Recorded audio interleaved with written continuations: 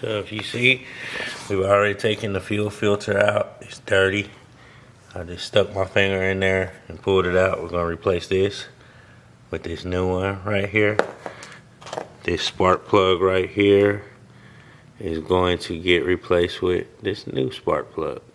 3/4 inch extended socket.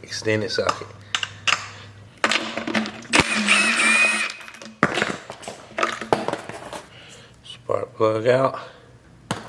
New one going in. Next, we're going to take this air filter off. Make sure the clamp is locked around so it'll keep the tube on. It's a little metal clamp that goes around here. I'm going to push that back in. And lastly, we're going to open up. I believe this is where our air filter is. Yes, look at that.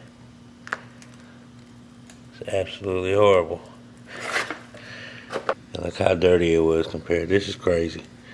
This is why I was having trouble cranking up my weed eater and stuff at times. This ring goes on the outside. This little lip right here. Not this way. This little lip on the side, it goes on the outside. Nothing cleans like denatured alcohol. Get some, trust me. This thing's last me for like 3 years. It cleans paint. If you're painting and you overspray anything, it'll get paint off easily. This is how you remove paint, denatured alcohol.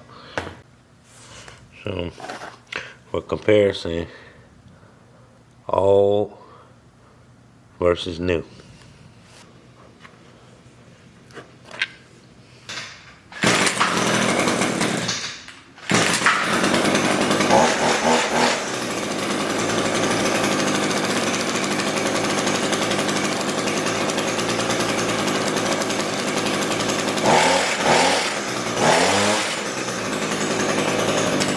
It's that simple.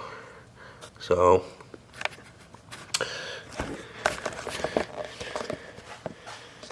to put in perspective, just showed you guys how to change your air filter, your fuel filter, and your spark plug on an Echo Pass, or pretty much any string trimmer.